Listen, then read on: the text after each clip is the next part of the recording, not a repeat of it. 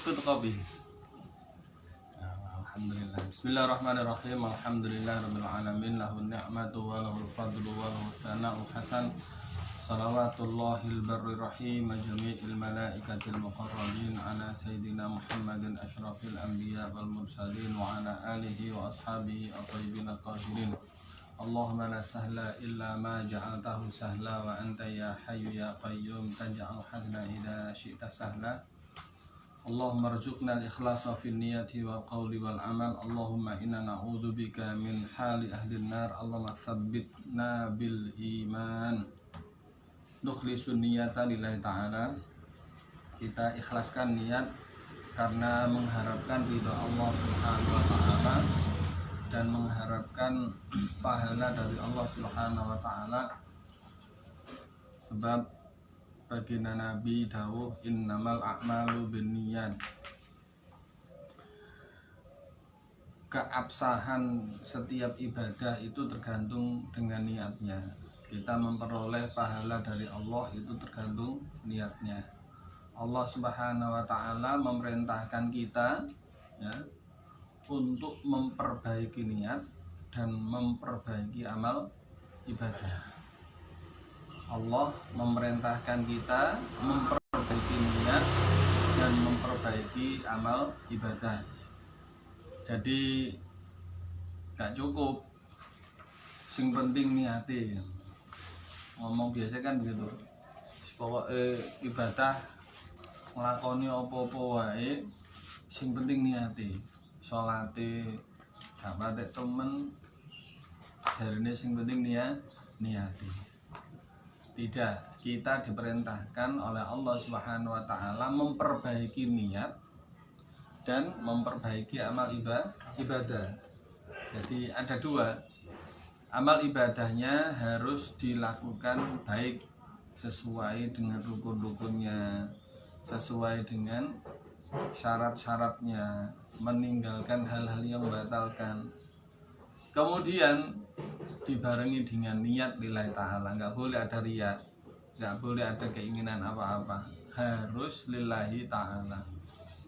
Sebab apa? Allah tidak akan menerima amal ibadah setiap hamba kecuali bila dia melaksanakan hanya ingin mengharapkan pahala, mengharapkan ridho dari Allah Subhanahu wa ta'ala. Untuk bisa niat yang baik dan kemudian ibadah yang baik hanya berbekal satu ilmu agama. Orang yang tidak mempelajari tata cara sholat dari ilmu agama dari guru, dia tidak akan bisa melakukan ibadah yang tidak mampu. Dan ini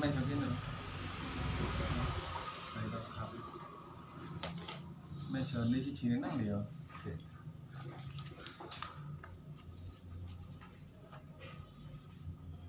Meja ini kumpulin nang dia.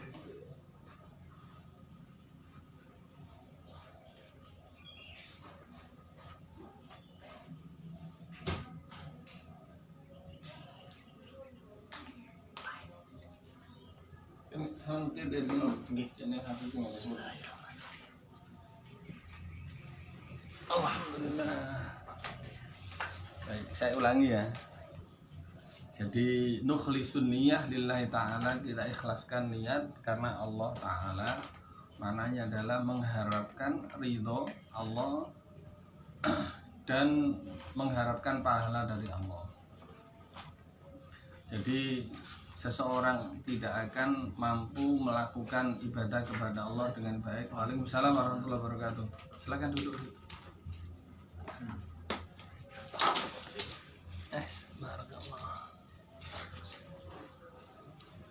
Jadi seseorang tidak mampu melakukan ibadah kepada Allah dengan baik bila dia tidak berbekal ilmu agama, bila dia tidak mengetahui tata cara sholat yang sah, yang benar, dengan cara talaki kepada guru, melihatnya tata caranya, maka dia tidak akan mampu melakukan itu sesuai dengan yang diharapkan. Saya pernah ingat dulu ketika saya ini sekolah di pondok di Tambak Beras, ya, itu ada guru saya almarhum almarhumlah Romo Kiai Khudori. Romo Kiai Khudori itu mempraktekkan sholat di depan para santri semua. Satu sekolah itu disuruh melihat beliau tata cara sholat, takbir, Allahu Akbar. Itu tangannya ngadeg ini kemarin ngono, sendakep. Udah sendakep gitu saja. Kemudian ketika rukuk, cara rukuknya barang kudu seperti ini, tidak boleh nunggu, tidak boleh terlalu. Ini tata cara sholat.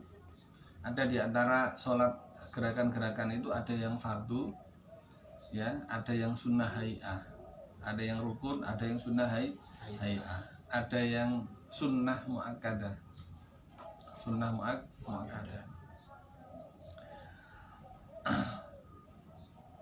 Akhirnya apa? Saya sholatnya seperti itu, sikile kudu jinjit minimal sak jari.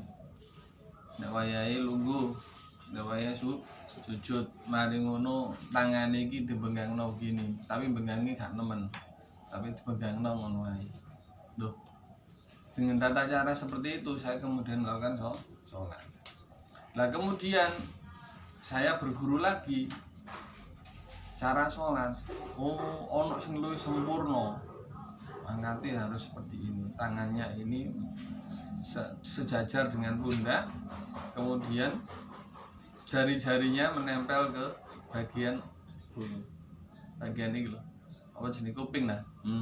Allahu Akbar. Kemudian jari-jarinya dideleh ndukur lurung ini sing lurung ning misal. Oh, begitu. Saya dulu pahamnya ya sama-sama benernya. Wong itu memang diajarkan kanjeng Nabi. Itu maknanya apa? Itulah tata cara kita sholat dengan mencontoh guru. Jadi kita belajar bagaimana tata cara sholat di depan guru. Sering-sering di antara kita itu nggak tahu karena males atau karena dia malu, akhirnya apa? Dia tidak mau belajar seperti ini. Jadi cara membaca Fatihahnya dan sebagainya itu namanya apa? Memperbaiki amal. Puasa juga begitu, bagaimana tata caranya berpuasa yang benar sehingga dia tidak melakukan hal-hal yang membatalkan. Jadi Allah memerintahkan kepada kita untuk memperbaiki niat dan memperbaiki amal. Jadi kalau orang itu melakukan amal ibadah sakarepe dhewe kemudian mengatakan sing penting kan niate. Sing penting niate. Ini kalimat-kalimat yang sembrono. Kalimat-kalimat yang sembrono. Antara perbuatan dan niat itu harus sambung, harus baik. Lah niat yang baik adalah niat hanya mengharapkan pahala dari Allah, ridho Allah Subhanahu wa taala. Baik anak sekalian, setiap Jumat pagi kita sepakat untuk mengkaji ilmu agama. Santai mawon, santai saja. Kitabnya banyak. Kemarin sudah hatam Mukhtasar Aujazul Mukhtasarat ya. Kita Mukhtasarat itu sudah hatam dan ini kitab yang hampir sama isinya tetapi lebih luas. Kemarin sudah kita bahas siapa namanya? Wildan sama Nizam. Oh ya Nizam. Diniati istiqomah ya setiap Jumat. Insya Allah kalau saya tidak ada udzur biasa ke Jombang ya tetap kaji ya. Bismillahirrahmanirrahim. Siapa yang baca? Fit, baik kamu baca Fit. Bab pokok-pokok akidah Fit. Nanti akan saya beri penjelasan. Halaman 2 Bismillahirrahmanirrahim. Iya. Atas sendiri ya. Bab 1. Itu ada pokok-pokok akidah. Pasal wajib bagi semua mukallaf untuk memeluk agama Islam, meyakininya untuk selamanya dan melaksanakan segala hukum-hukum yang wajib di atasnya. Baik. bab pokok-pokok akidah. Di sini kalimat pokok-pokok maknanya adalah ada pokok, ada cabang, ada apa namanya, ada penjelasan, tafsili.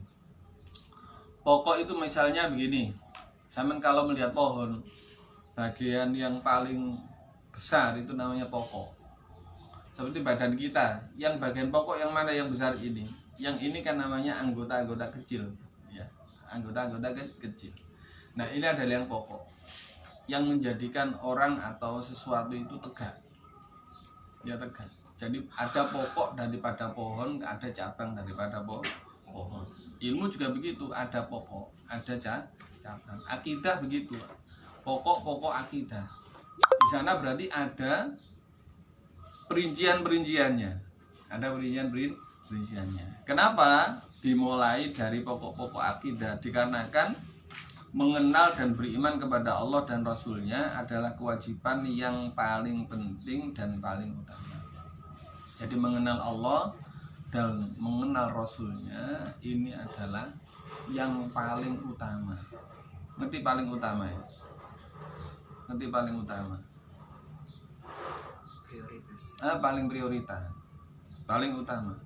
Sebab kalau orang itu sudah tidak mengenal Allah dan Rasulnya, maka tidak dikatakan sebagai seorang yang beriman.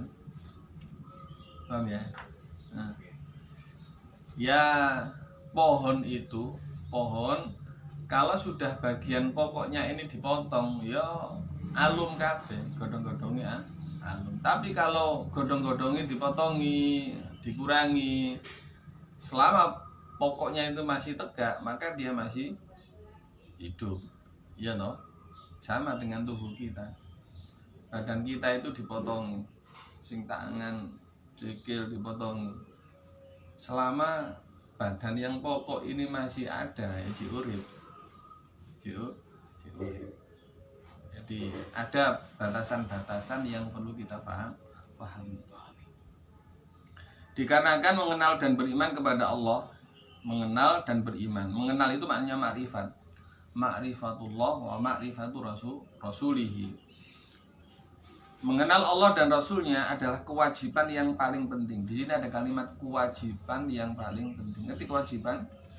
Apa kewajiban? Kewajiban itu adalah sesuatu yang bila dilakukan maka mendapatkan pahala, bila ditinggalkan maka mendapatkan siksa. Kita mengenal ada hukum taklifi itu ada 5 ya. Taklifi itu ada 5. Salah satunya adalah kewajiban. Kewajiban itu bila dilakukan maka mendapatkan pahala, bila ditinggalkan mendapatkan siksa. Kewajiban yang paling penting dan paling utama. Paling penting maknanya adalah harus kita perhatikan, harus kita prioritaskan, tidak boleh tidak. Sebab seseorang itu ketika dia sudah tidak mengenal Allah, mengenal Rasulnya, otomatis dia beribadah ini tidak bisa semangat. Sebab apa? Karena dia tidak tahu siapa yang disembah. Dia ketika diperintahkan untuk melakukan hal yang baik, karena dia tidak tahu dia berbuat baik untuk siapa sih, karena siapa sih, maka dia tidak semangat dan tidak bisa istiqomah. Maka pengarang memulai kitabnya dengan pembahasan tentang perkara-perkara akidah yang pasti dibutuhkan oleh seorang mukallaf. Yang pasti dibutuhkan, maknanya apa?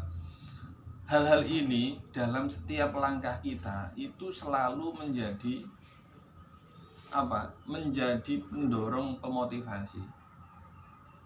Ya coba Pak Imam kan sering kan mengingatkan itu terus tentang hal-hal yang baik. Contohnya membuang sampah misalnya, membuang sampah. Namanya orang kan ya kadang-kadang buang sampah itu lali. Diingatkan bahwasanya at-tahuru syatrul iman. Bersuci itu adalah sebagian daripada iman. Dari hadisnya Kanjeng Nabi ini kemudian di breakdown, diambil suatu kata namanya an-nadzafatu minal iman, ya kan? An-nadzafatu minal sampean kan orang yang beriman dan Islam itu mengajarkan tentang kesucian dan kebersihan. Ayo kita jaga kebersihan. Kalau memang sampah itu ternyata mengganggu mata kita, mengganggu hati kita, menjadikan diri kita terang, jangan dibuang sembarangan. Karena yang memerintahkan agama, maknanya siapa yang memerintahkan agama? Maknanya yang memerintahkan adalah Allah Subhanahu wa taala dan Rasulnya. Tapi karena dia ini tidak benar-benar mengenal Allah dan Rasulnya serta perintah-perintahnya, ya boleh ngono ae. Mari sekarang di ilingno paling wedi karo sing ngandani. Meneh baleni maneh. Boleh apa tidak sadar, tapi coba kalau dia itu selalu sadar. Allah dan Rasulnya selalu ada pada diri kita. Semua perintah-perintahnya, larangan-larangannya selalu ada. Sehingga apa? Setiap kita melakukan sesuatu selalu berdasarkan rasa takut kepada Allah dan rasa takut kita kepada Kanjeng Nabi.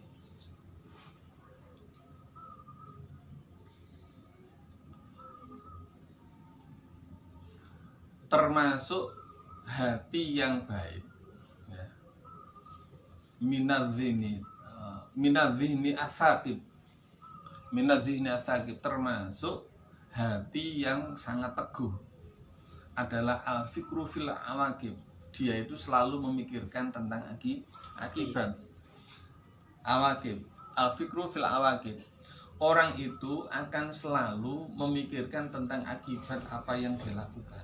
Itu termasuk al-dhihnu as-sakib. Orang yang mempunyai hati yang sangat waspada, pikiran yang jernih, selalu ingat kepada Allah, ya. Itu menjadikan dirinya selalu mikir akibat. Nek wong itu selalu mikir akibat, mesti dheweke iku gak nglakoni maneh. Ya kayak tadi contohnya. Iya aku ingin dilingno. Aku nek buang sampah sembarangan kok kedosan aku. Dheweke mikire ngono kedosan. Nek tak buat ning ngene sampah karena aku nuruti pangeran, nuruti Allah, ya, nuruti Allah, nuruti Kanjeng Nabi, nuruti guru saya, aku oleh pahala. Itu jenenge mikir apa? Mikir apa? Mikir akibat. Aku nek nglakoni ngene kok ndang dosa. Aku nek nglakoni ngene ndang gak oleh pahala. Aku meneh ning ngene nek nglakoni ngene akhirat ndang disiksa. Itu maknanya adalah dia itu selalu berpikir akibat. Minadh-dhihni as-sakib al-fikru fil awaqib. Dan tulis. Minadh-dhihni as-sakib al-fikru fil awaqib. Ya. Termasuk pikiran yang jernih, pikiran yang sehat, termasuk pengangen-angen yang sehat. Itu adalah selalu memikirkan tentang akibat. Wong mangan itu kan yo kadang-kadang saenak gitu kan. Tapi karena dia diajarkan oleh Pak Dokter, Pak, sampean kurangi makan iki. Ojo mangan iki. Mas, sampean utang sama loro ah, ojo mangan iki dhisik. Sebab sampean iki pengaruhi ngene utang sampean, gak oleh mangan iki, dihindari dulu. Akhirnya apa? Orang ini karena dia selalu ingin sehat, maka ketika makan apapun dia itu selalu mikir akibatnya. Wah, aku ingin kandhani dokter kon hati-hati nek mangan. Iki jenenge apa? Orang yang berpikiran sehat. Orang berpikiran sehat itu menjadikan tubuhnya sehat. Sebab apa? Salah satu tubuh jadi sakit itu karena tidak mempunyai pikiran yang sehat. Betul? Mangane diawur wae. Ngombene diawur wae. Wis pokoke mangan semene. Akhire apa? Awake dadi lho. Jadi termasuk salah satu sebab sehat itu adalah berpikiran sehat. Jadi minadh-dhihni as-saqib al-fikru fil awaqib. Ini dikatakan oleh Syekh Abdullah Al-Harun Al-Habashi. Nek sampean kepingin selalu selamat awake, selamat dunia akhirat, sampean selalu bahagia, yo sampean harus memikirkan yang kamu ucapkan, yang kamu lakukan, yang kamu gerakkan, yang kamu pokoknya sesuatu itu harus dipikir akibatnya. Akibatnya supaya gak sembrono. Wong sepeda motoran buanter, krono gak ngerti, utawa gak ngangen akibatnya. Dua tak mari ngono, wedhus nyabrang.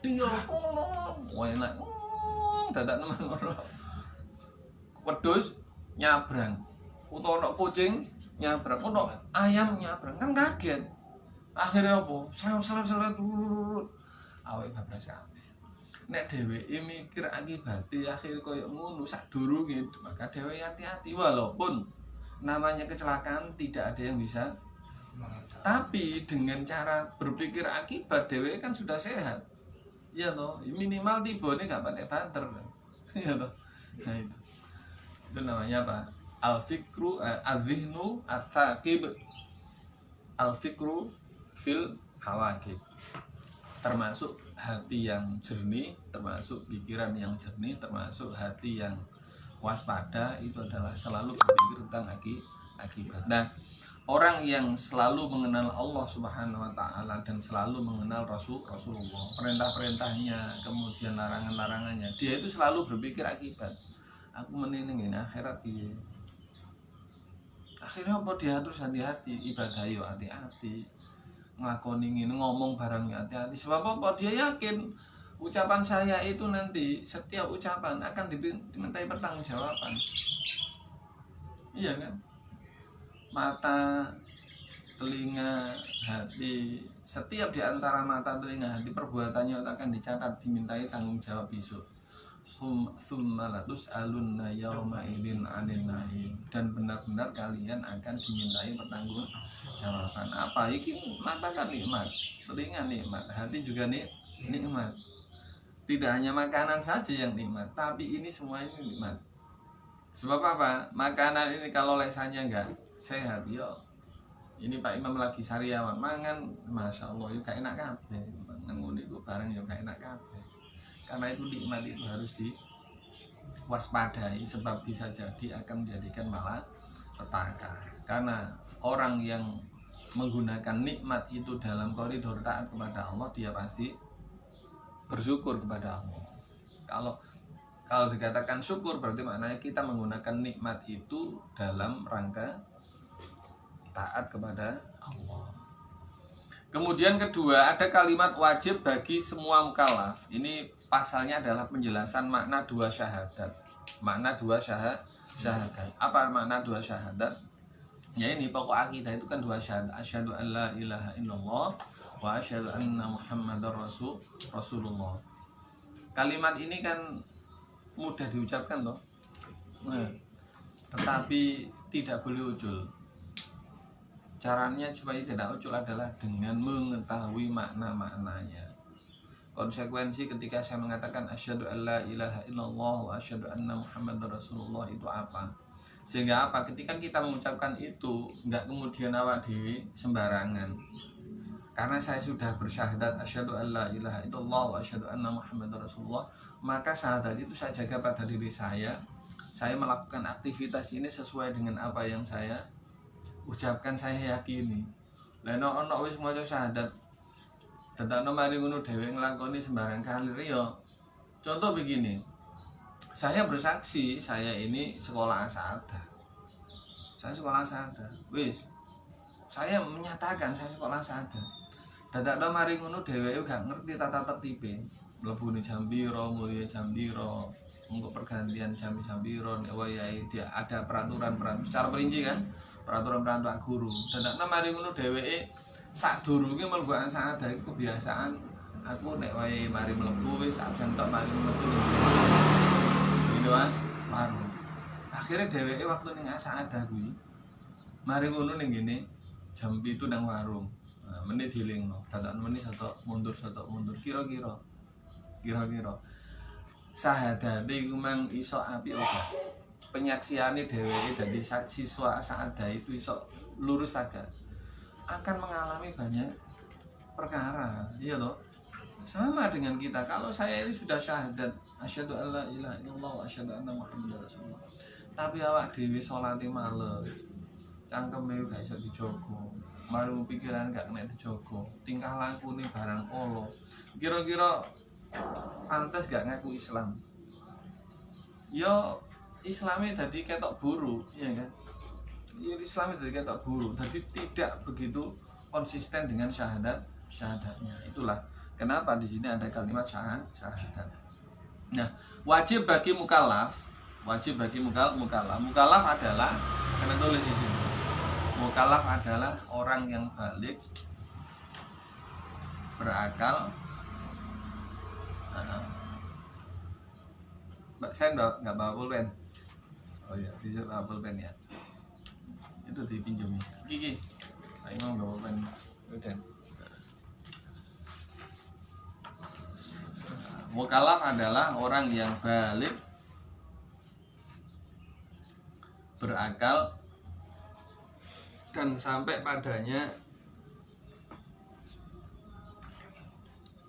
pokok dakwah Islam. Mukallaf adalah seorang yang balik, berakal, dan telah sampai kepadanya pokok dakwah Islam. Balik gimana? Ciri-ciri balik ya?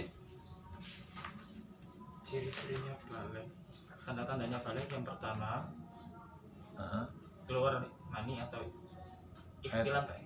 Ikhtilam bagi laki-laki dan perempuan. Yang kedua, keluarnya haid bagi perempuan.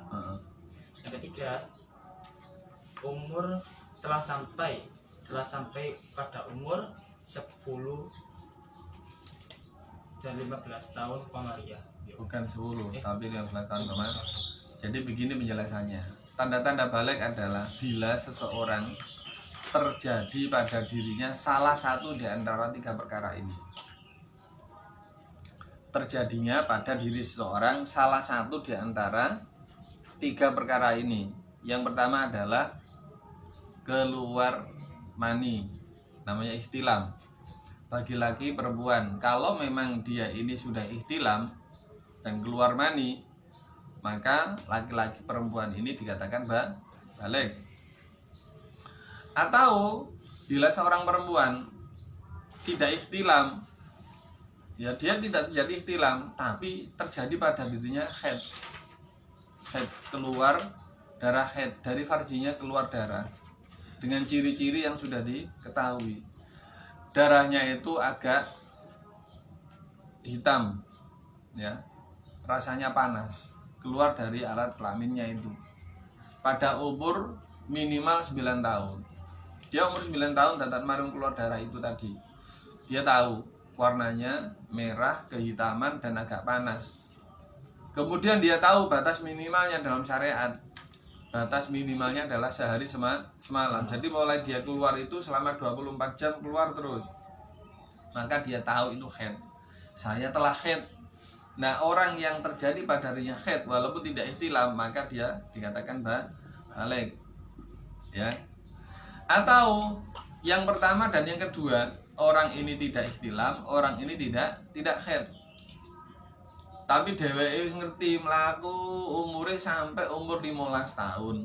Qamariyah, hitungannya bukan syamsiyah, tapi qamariyah hijriyah bahasanya. Hijriyah. Saya ini sudah 15 tahun hijriyah. Dengan dia mengetahui umurnya sudah 15 hijriyah, maka dheweke dikatakan balik. Nah, jadi bila terjadi salah satu di antara 3 perkara ini, maka orang ini dikatakan balik. Nek lanang kan kami sih haid. Kok kami mesti gak haid toh? Ya, mosok lanang haid. Ya ikhtilam tadi. Antara dheweke ikhtilam utawa dheweke masuk umur 15 tahun. Nek sing wedok bisa jadi ikhtilami mendahului haid atau haid mendahului ikhtilami. Bila terjadi antara salah satu di antara siapa yang mendahului, apakah haid dhisik atau ikhtilami dhisik, maka orang perempuan itu dikatakan balik.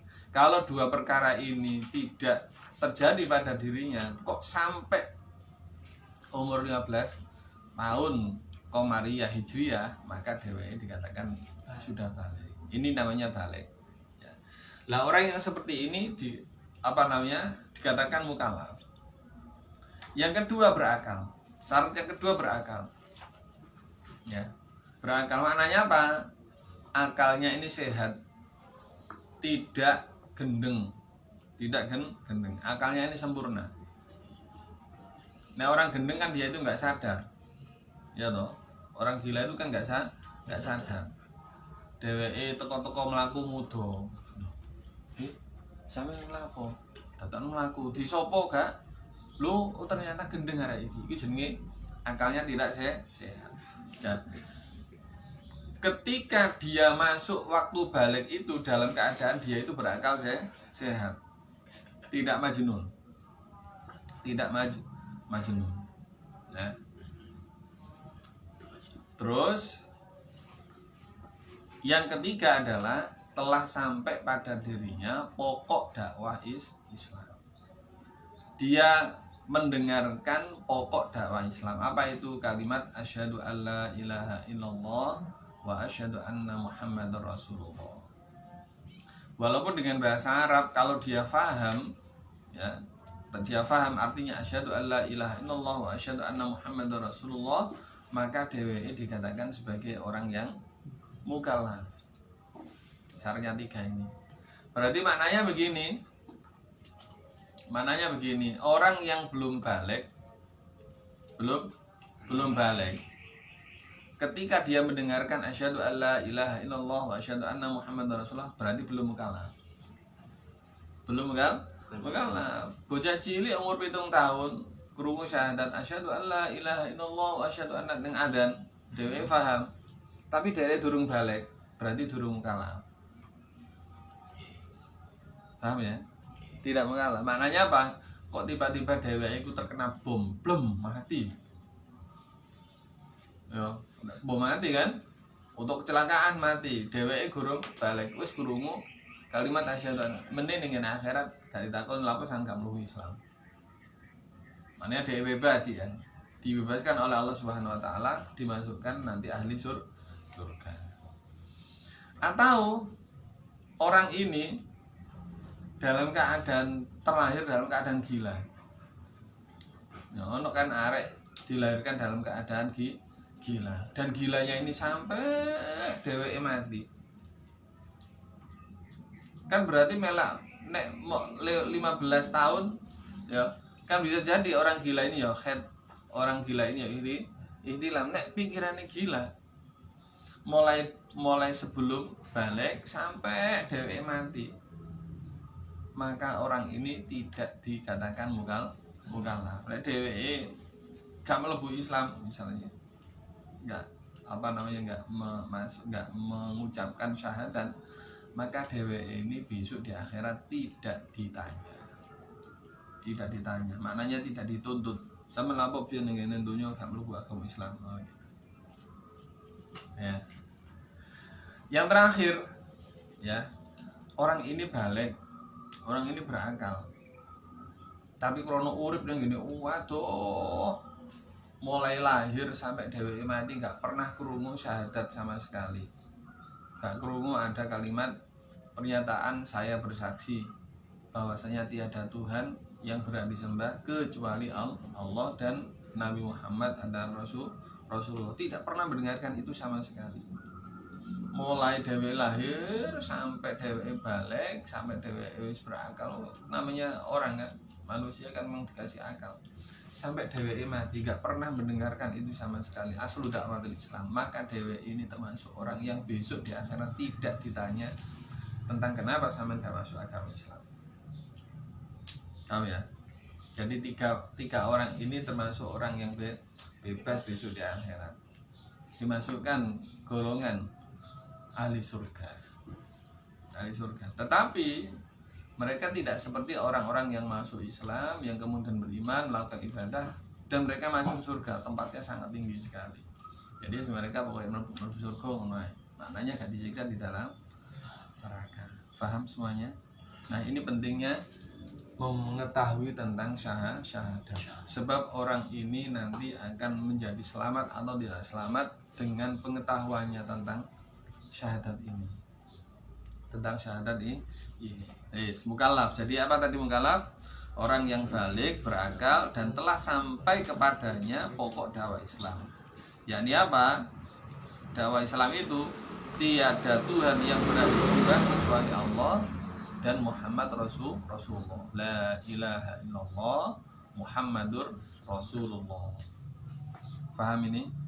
Nah, ini yang harus kita kenalkan pada diri kita dan kepada saudara-saudara kita. Supaya hati-hati.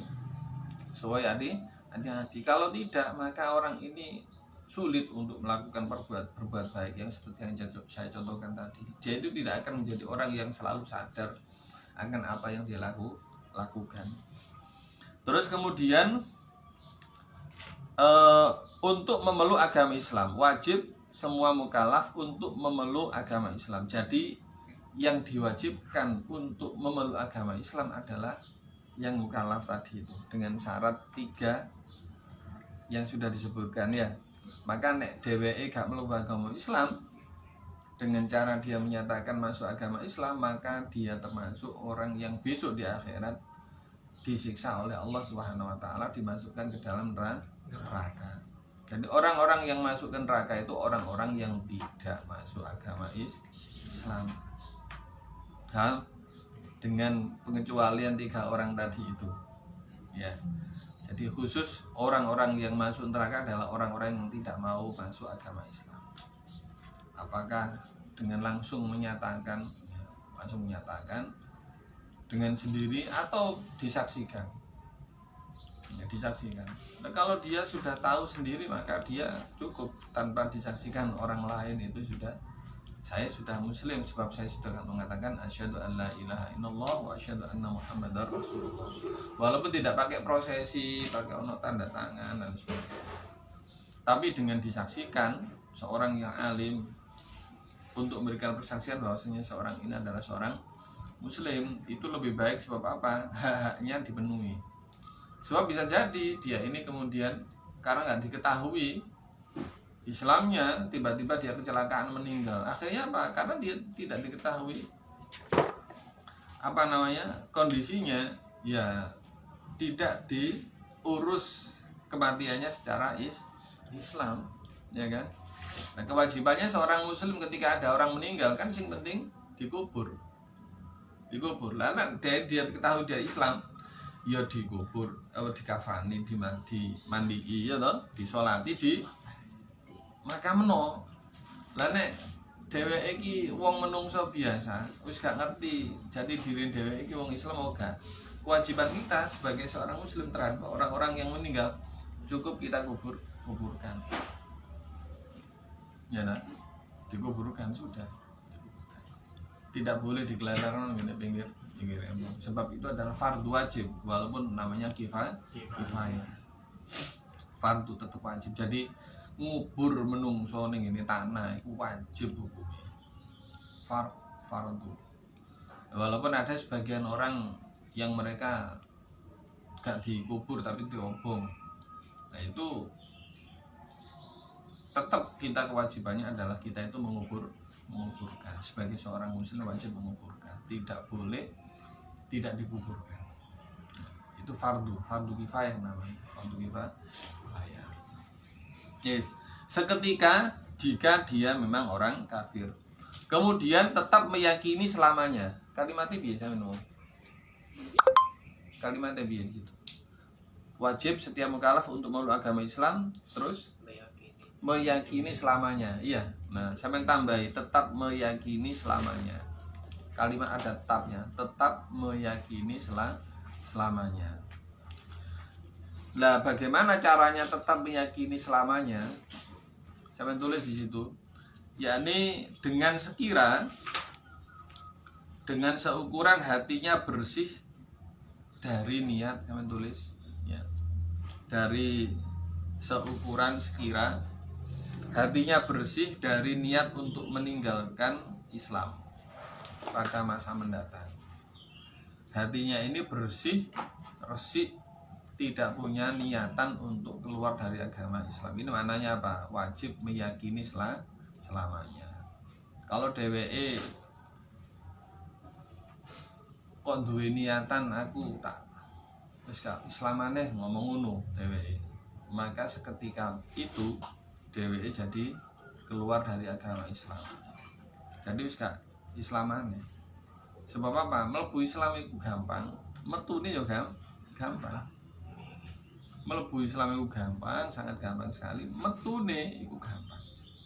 Kalau nek dhewe ning atine ana niatan wis aku ning atine ngomong ngono ngrentek wis aku gak mlebu Islam maneh, gak Islam maneh. Lu dhewe dadi kafir seketika. Langsung dhewe sakit kafir seketika. Atau dhewe iku niat kapan-kapan aku meneh nek wis umur 40 tahun. Saiki umure 20 tahun. Nek umur 40 tahun aku bakal gak mlebu Islam maneh. Ngomong ngono ning cangkeme ning atine wis ngomong ngono. Iya tidak menunggu 40 tahun.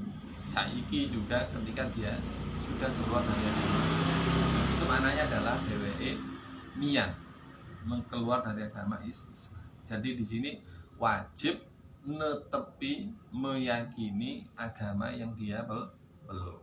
Tidak boleh ada ragu-ragu sama sekali. Atau ragu-ragu dalam hal tersebut, aku mlebu tagak yo, metu tagak yo, tetep tagak atau mlebu dheweke ragu-ragu. Oleh dheweke apa ya, mempunyai pekerjaan misalnya, anak seseorang itu apa jenenge kerja, dan kerjanya itu menekan dia. Gak oleh nglakoni aktivitas agama kali Jumatan, kali sholat, kali poso dan sebagainya. Sebab nek sampean sholat poso iki ganggu pekerjaan sampean sing gajine akeh, sampean gajine iku sak wulan 35 juta. Sampean kanthi terganggu karo salate, sampean akhirnya sampean gak iso oleh 30 juta tak tokno sampean. Dek akhirnya aku ragu ning atine. Aku agama Islam tak gak yo. Ngomong ngono ning atine. Maka seketika itu juga dheweke keluar dari agama Islam. Berarti manane dheweke iku gak iso netepi agama Islam. Lu kepingin gajine. Soalnya apa? Nek dheweke agama Islam kan mesti dituntut salat, poso, dan sebagainya. Karena dheweke luwih cenderung pada gajine, dheweke ragu-ragu ning iku mau. Akhirnya apa? Dheweke kemudian dihukumi sudah keluar dari agama Islam dengan sendirinya tanpa dilihat orang lain. Dheweke sudah murtad. Paham? Nah itu maknanya. Kita harus wajib tahu tentang bagaimana kondisi kita. Makanya selalu kita dipesan di dalam Jumatan, wala tamutunna illa wa antum muslimun. Janganlah kalian benar-benar mati kecuali kalian dalam keadaan Islam. Maknanya apa? Islamnya wajib dijogo sampai mati. Gak boleh ada ragu-ragu, gak boleh ada niatan untuk keluar agama Islam. Lah nek kan niat ngono, walaupun sampean salat gak sah, boleh apa sampean duduk Islam. Lha iku harus hati-hati. Ini karena itulah pokok-pokok akidah ini wajib kita kenal. Tapi sakjane kan nyantai loh. Nyantai nek wong iku wis atine kekeh ning agama Islam iku wis nyantai uripe. Oleh apa dhewe iku mang minadzihni afaqid al-fikru fil awaqib. Dheweke itu selalu waspada, lakone apa iku waspada. Ini kita berarti menjadi orang yang berkarakter muslim. Tapi melaku dheweke itu selalu toto santun, adab. Ketemu wong adab, dengan ibadah kepada Allah dia beradab. Dia selalu beradab. Dia paham bahwasanya saya itu diperintah untuk sopan pada orang lain dengan cara tersenyum, menyapa, assalamualaikum. Nah orang yang mukmin selalu berpikir tentang akibat. Nih aku gak salam, aku gak lihat ganjaran. Tak salam, assalamualaikum. Lah kalau wajah saya nggak senyum pada orang lain, aku gak lihat ganjaran. Aku kan mikir mburi toh. Akhirnya apa? Assalamualaikum. Ngono akhirnya. Dia tidak akan berbuat dolim pada orang. Sebab apa? Dia tahu agama ini melarang untuk berbuat dolim. Kak ngono ta? Orang yang muslim ini karena hatinya itu selalu ingat kepada Allah dan Rasulullah, janji-janjinya dan perintah-perintahnya, larangan-larangannya, maka dewa itu selalu beraktivitas melakukan sesuatu itu selalu dengan dasar lillahi ta'ala. Lillahi ta'ala. Jadi tidak boleh ragu-ragu. Karena orang yang berniat untuk kufur pada masa mendatang atau ragu-ragu dalam hal itu, maka ia kafir seketika juga. Itu paling penting anak sekalian. Nah ini kan jarang loh orang-orang itu mengetahui. Diawali dari ketakutannya. Aku belajar Islam mateng-mateng aku tambah wedi. Bukannya malah wedi, karena dia itu belajar dengan agama Islam dengan matang sehingga badannya tambah tenang, uripe tata tenang. Sebab apa? Ala bidzikrillah tatmainnul qulub. Ya loh. Selalu ingat kepada Allah itu hati tambah tenang. Sama lihat orang-orang yang hidupnya tenang ketika pas perang ning ngene Iran karo Israel kuwi di Lebanon barangnya kayak dibom itu. Masa orang itu kena bom, belum ya sudah, memang waktunya meninggal. Kita doakan mudah-mudahan perang ini selesai supaya apa orang-orang ini bisa tenang hidupnya, bangunannya tidak rusak mana. Orang yang hidupnya tenang ya sudah, memang sudah takdir Allah dewe iki mati. Kita doakan Allah yarhamu, Allah maghfirlahu, kita makamkan, kita selalu berdoa kepada Allah. Lo kan berarti ketenangan, nggak usah takut-takut melayu merono dan sebagainya. Sudah tenang saja, nggak usah keluar. Kenapa? Kita lihat keadaan beda dengan orang-orang yang tidak beriman. Waduh melayu kabeh menyelamatkan diri. Dia nggak paham bahwasanya kematian dimanapun akan menemui dirinya, walaupun tidak dengan kena bom. Dia akan mati dalam apa? Keadaan sakit atau tidur toko-toko mati, ya kan? Sebentar lagi atau masih lama umurnya, itu memang Allah yang menentukan. Nah, bagi orang yang mukmin ya tenang saja. Nek panjenengan Allah menghendaki aku nek bom yo mati, atau kena bom tapi gak mati. Kalau memang masih diberi perkenan hidup ya masih hidup. Omahku rusak, tak dandani mana? Piye mana?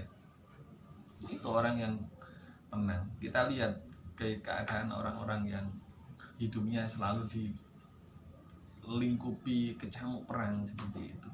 Alhamdulillah diri kita di Indonesia kan nggak begitu banyak.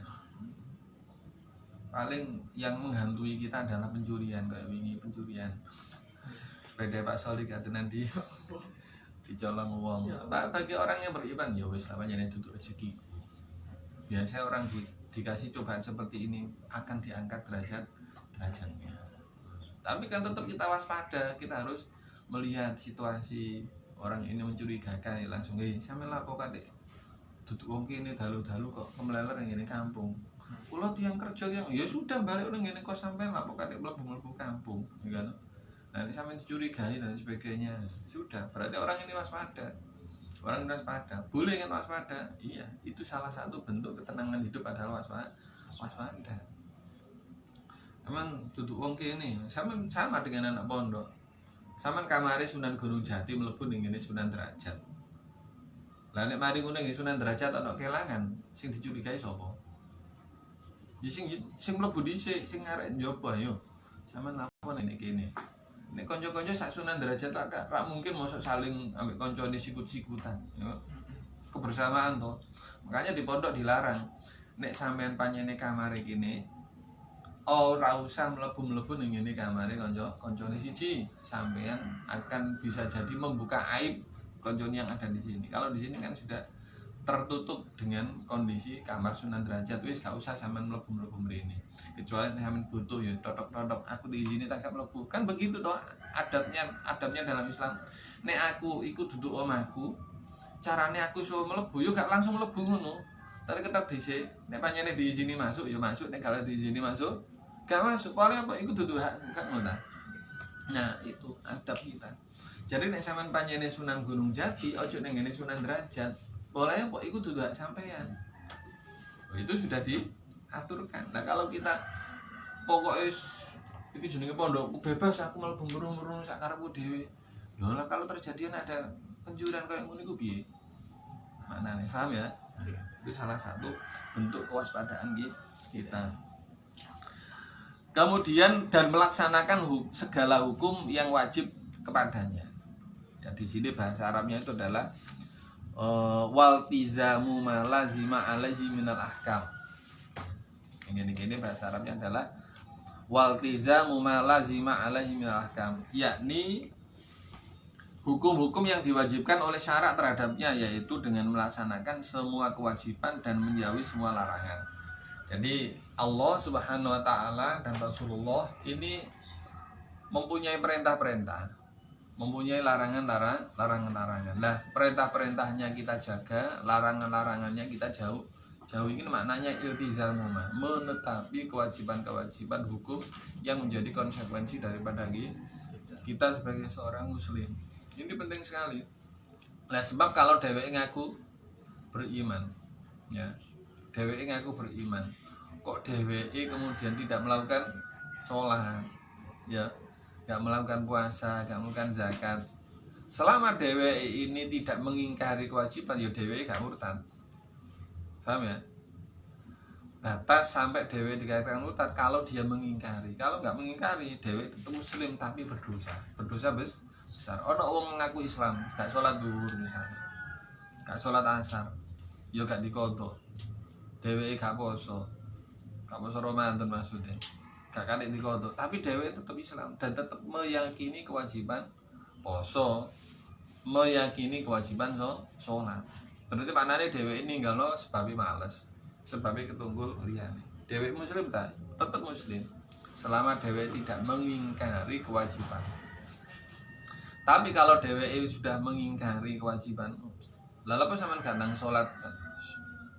Gak sholat-sholatan, gak butuh aku karo sholat, gak wajib sholat bagi saya. Kalau dia mengatakan begitu, baru dewe dikatakan orang yang murtad.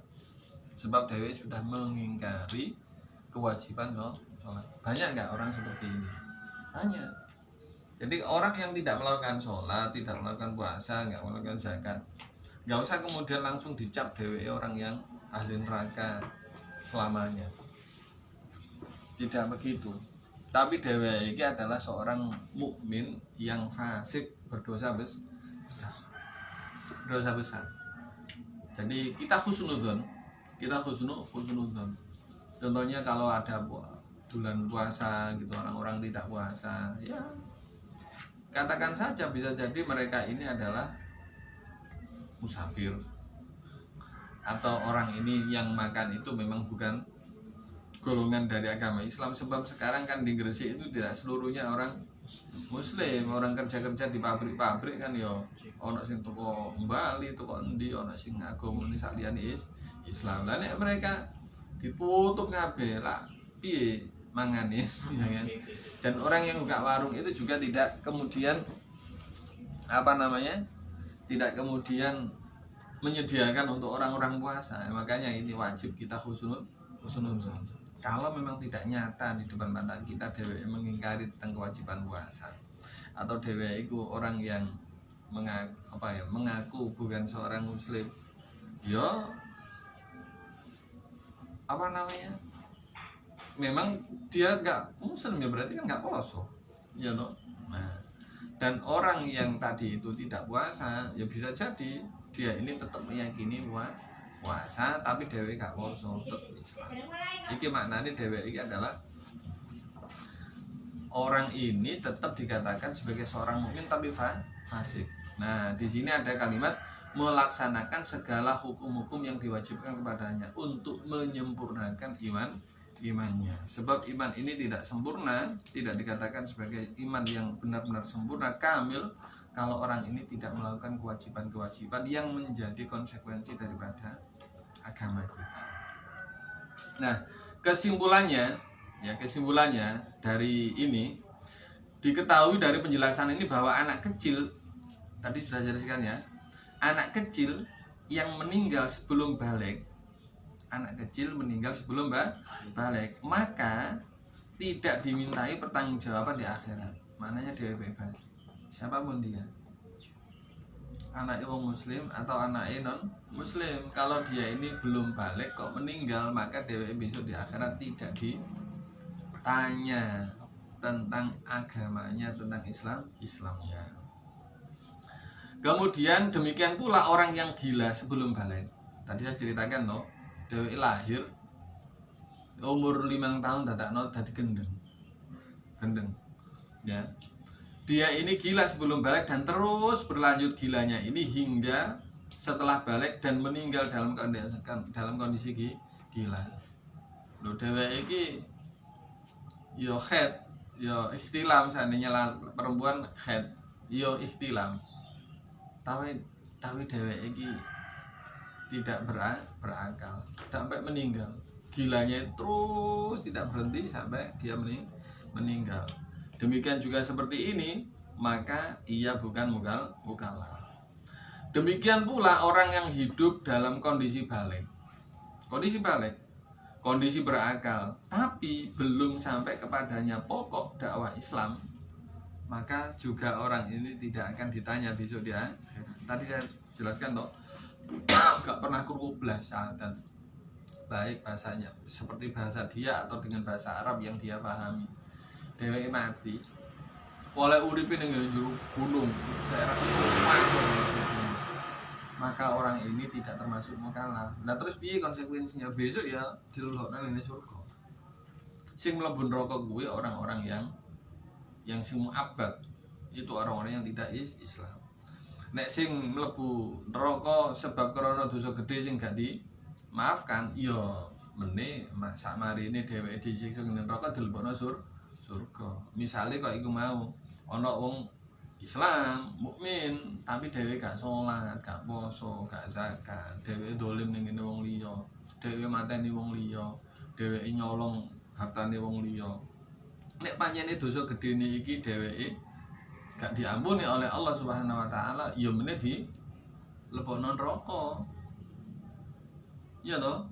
Tapi nek dheweke menghalalkan yang dia lakukan, mengingkari kewajiban, ya termasuk golongane wong sing dilebokno neraka selama-lamanya. Pokoknya intinya tidak boleh menghilangkan keyakinan tadi itu. Paham ya? Ini wajib ya, dikatakan wajib. Misalnya begini, ada orang ini baru masuk Islam, belum tahu tentang kewajiban sholat, sehingga dia tidak sholat. Ya nggak sholat. Kemudian dia belajar, baru tahu tentang kewajiban sholat. Oh ternyata sholat itu wajib 5 kali dan tata caranya seperti ini. Dadakno meneh dhewe gak nglakoni. Kok mari ngono meyakini ketidakwajibannya sholat, baru dhewe keluar dari agama Islam.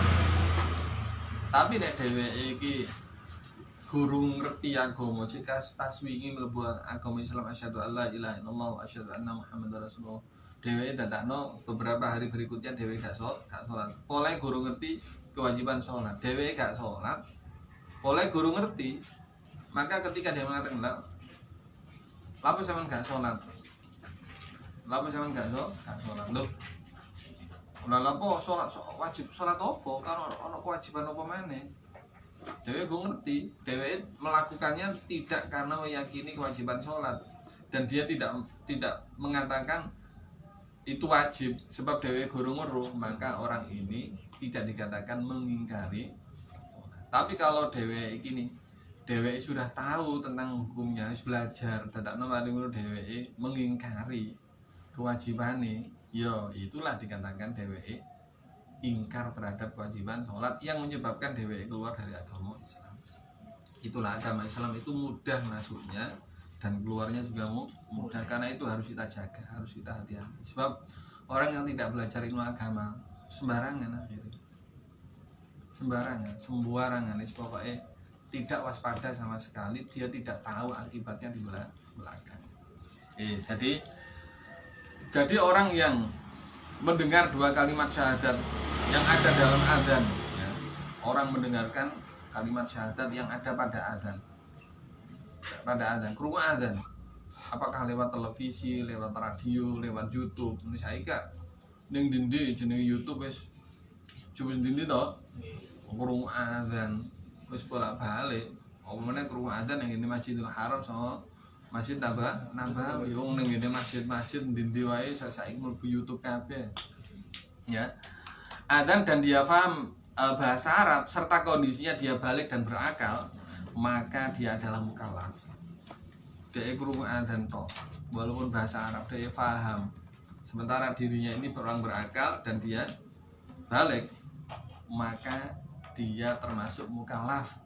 Apa? Wajib masuk agama Islam. Jadi di sini adalah wajib untuk memeluk agama Islam. Bila tidak, apabila dia meninggal dalam keadaan belum masuk Islam, maka dia berhak mendapatkan siksa yang kekal di neraka.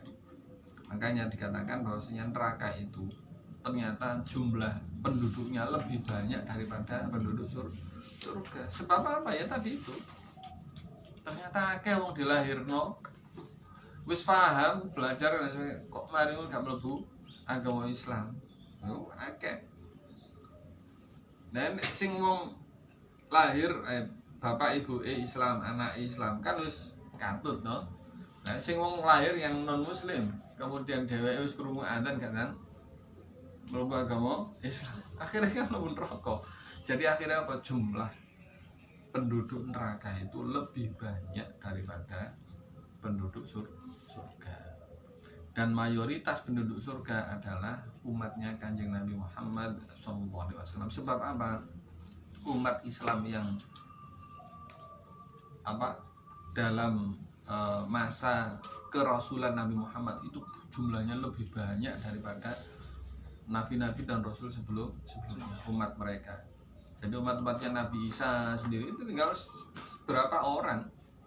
Waktu sampai Nabi Isa diangkat ke langit tinggal 3 orang kalau nggak salah yang muslim, yang lain dan kafir semua.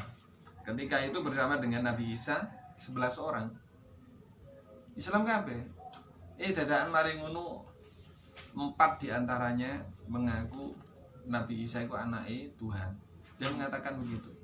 Kemudian 3 diantara mengaku itu Tuhan. Nabi Isa dituhankan. Bagian golongan yang terakhir mbuh 3 mbuh 4 jumlahnya masih mengakui Nabi Isa itu adalah Rasulullah, hamba Allah dan Rasulullah. Akhirnya apa ya tinggal 4 kuwi. Lah sing siji di antara 4 itu disalib kabeh. Akhirnya apa? Sampai pada zamannya Nabi Muhammad karena tidak ada nabi yang diutus, maka masa itu masa fatrah, tidak ada nabi sama sekali dan hampir tidak ada seorang muslim sama sekali. Masa fatrah. Paling terakhir ada sahabat Nabi menjelang Kanjeng Nabi akan diangkat jadi itu kalau nggak salah berselang 3 tahun ada seorang namanya Zaid bin Sa'id ini seorang yang mengikuti milahnya Nabi Ibrahim, meninggal terakhir. Karena apa? Kenapa diketahui Zaid bin Sa'id atau Sa'id bin Zaid? Saya lupa namanya. Sa'id bin Zaid atau Zaid bin Sa'id. Anaknya ini ketemu dengan Kanjeng Nabi dan akhirnya masuk Islam. Dia menceritakan bahwasanya ayahnya itu mengikuti milahnya Nabi Ibrahim. Mengikuti milahnya Nabi Ibrahim. Sebab yang di Quraisy itu rata-rata adalah keturunannya Nabi Ismail ala millati nabina Ibrahim.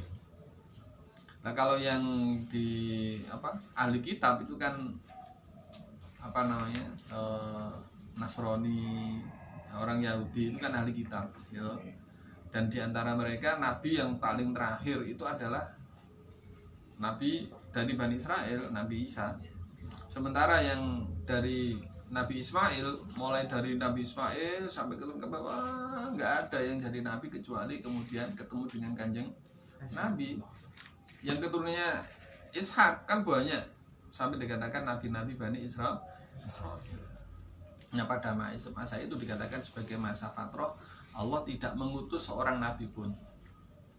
Sampai akhirnya benar-benar tidak ada seorang muslim sama sekali di dunia kecuali terakhir yaitu namanya Zaid bin Sa'id tadi itu, kemudian baru diutus Kanjeng Nabi Muhammad SAW sebagai nabi akhir zaman. Dan itu disaksikan oleh orang-orang yang mengikuti milahnya Nabi Ibrahim. Oh iya bener, ini adalah seorang nabi. Termasuk salah satunya adalah Waraqah bin Naufal. Waraqah bin Naufal ini adalah pamannya Sayyidah Khadijah yang mengikuti milahnya Nabi Isa sampai mengatakan Nabi Musa, milahnya Nabi Musa. Sampai mengatakan bahwasanya ini yang datang pada suami kamu adalah malaikat Jibril yang datang kepada Nabi Musa. Seandainya kok aku ini bisa ketemu dengan dia, saya akan masuk ke dalam agamanya. Tapi ternyata tidak berselang dari pernyataan ini, kemudian Waraqah bin Naufal meninggal. Dia meninggalnya dalam masa fatrah, maknanya Waraqah bin Naufal meninggal dalam keadaan dia beriman kepada Allah Subhanahu wa Ta'ala. Demikian juga Zaid bin Sa'id. Tapi orang-orang yang ketemu dengan Nabi Muhammad, dia tidak kemudian mengakui Nabi Muhammad sebagai Rasulullah, sebagai hamba Allah, maka dia dikatakan orang yang kafir. Ahli kitab yang tidak mengakui Nabi Muhammad sebagai Nabi, maka mereka dikatakan kafir. Ahli kitab itu siapa? Orang Yahudi, orang Nasrani. Tapi mereka yang benar-benar paham tentang agama Yahudi sama Nasrani, maka kemudian mereka masuk agama Islam. Sebab apa? Yang dibawa oleh Nabi Musa dan Nabi Isa ya tidak beda dengan apa yang dibawa oleh Nabi Muhammad. Misalnya ada seorang raja Najasyi. Iya, saya kenal Raja Najasyi. Raja Najasyi itu raja Habasyah. Yang waktu Kanjeng Nabi memerintahkan para sahabat untuk datang ke Habasyah. Sudah sama datang ke Habasyah sana, hijrah ke Habasyah. Kan sebelum hijrah ke Madinah ada hijrah, ya kan? Hijrah ke Habasyah satu kali, yang pertama dan kedua. Di sana ada seorang raja namanya Ashamah An-Najasyi. Seorang raja yang sangat taat dengan agamanya Nabi Isa. Yang sangat taat dengan agamanya Nabi Isa. Kemudian para sahabat datang ke sana karena memang An-Najasyi ini mempunyai iman yang seperti disampaikan oleh Kanjeng Nabi, Allah adanya Allah tidak sama dengan makhluknya. Maka beliau mengatakan yang digariskan, yang diajarkan oleh Nabi kamu itu tidak jauh dengan apa yang diajarkan oleh Nabi Isa. Kalau begitu saya beriman kepada Muhammad, saya akan mempercayai Muhammad, saya masuk Islam. Tapi karena beliau beriman dan tidak ketemu dengan Kanjeng Nabi, maka beliau tidak dikatakan sebagai sahabat. Sebab apa? Nggak ketemu. Syaratnya menjadi sahabat kan bila ketemu dengan Nabi Muhammad. Makanya ketika Najasyi meninggal, Kanjeng Nabi mensolati ghaib. Pertama kali sholat ghaib yang dilakukan Kanjeng Nabi adalah mensolati ghaib Raja Najasyi ketika meninggal. Malaikat Jibril memberikan kabar tentang kematian An-Najasyi. Akhirnya apa? Kanjeng Nabi yataroham rahimahullah. Baru kemudian beliau mengajak para sahabat untuk melakukan sholat ghaib. Itu kan sekalian tentang kondisi orang yang mendengarkan kalimat syahadat. Siapa yang mereka dikatakan sebagai seorang ahli surga dan siapa yang tidak ahli surga. Ini penting sekali. Baik, cukup ya sampai di kalimat yang wajib kepadanya. Sampai bawa pulpen. Ada rekaman ini supaya nanti bisa dibuat murojaah. Bagi yang mungkin nulisnya agak lambat, ada yang kita rekam, ada yang direkam oleh tidak dibawa untuk menulis ulang. Mudah-mudahan apa yang kita bahas pada pagi hari ini senantiasa diberkahi oleh Allah Subhanahu wa taala, diberi taufik oleh Allah Subhanahu wa taala, dan mudah-mudahan kita diberi iman yang kuat kokoh dan menjadi orang-orang yang soleh, senantiasa bisa beribadah kepada Allah Subhanahu wa taala dan bisa berbuat baik kepada sesama manusia. Al-Fatihah. A'udzubillahi minasyaitonirrajim. Bismillahirrahmanirrahim. Alhamdulillahirabbil alamin. Arrahmanirrahim. Maliki yaumiddin. Iyyaka na'budu wa iyyaka nasta'in. Ihdinas siratal mustaqim. Shiratal ladzina an'amta 'alaihim ghairil maghdubi 'alaihim waladdallin. Amin.